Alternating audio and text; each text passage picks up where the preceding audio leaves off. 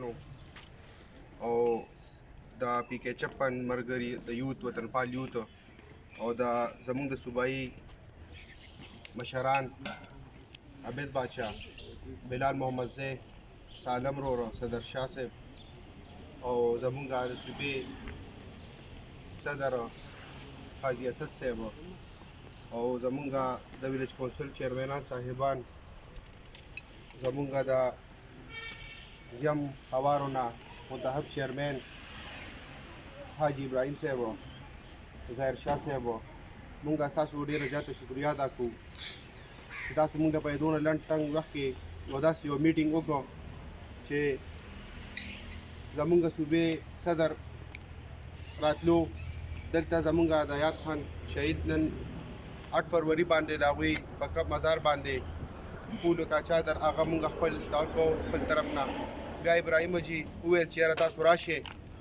او دلته به ما سره لږ کښېنئ ګپ شپ ولګو، خو د هغې میټینګ نه یو جلسه جوړه شوه ځکه چې دا د یو ویلیج کونسل کسان دي او دونه په ګڼ تعداد سره رالی، نو زه چې ستاسو شکریا څومره ما ادا کړم کمه به وي. مشرانو خبرې وکړې، ذاکر حاجي هم په دې علاقه باندې خبرې وکړې، زمونږ سټیج حسین قادر صاحب هم ښکلې خبرې وکړې، زمونږ نور ملګرو هم خبرې وکړې په دې باندې چې یاره په یوت باندې کار دی، په پارټۍ کې څه شوي دي یا څه نه دي شوی. خو زه به تاسو ته یو خبره وکړم، حسین قادر خان چې څنګه ووایي چې موږ پاکستان پیپلز پارټۍ کې یو، نو پاکستان پیپلز پارټي د ټول ملک یو ډېره غټه پارټي ده. نن وګورئ زمونږ مشران چې کوم ملي رهبر آفتاب احمد خان شیرپو، سکندر حیات خان شیرپو، هغې چې دي په دې پارټۍ کې کله وو نو پیپلز پارټي ژوندی وه، خو چې کله ترې داسې مشران لاړل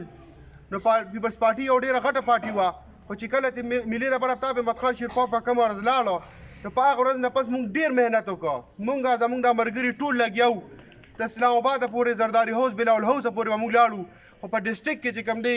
زما په خیال دی وخت یو ویلیج کونسل به هم پیپلز پارټۍ نه وي ګټلې. د هغې وجه دا وه چې موږ سره زموږ مشر داسې مشر چې هغه په ټوله صوبه کې نه، په ټول ملک کې نه،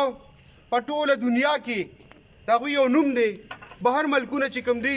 دا زموږ دپاره خوشقسمتۍ خبره ده چې موږ هلته د هغوی نوم واخلو،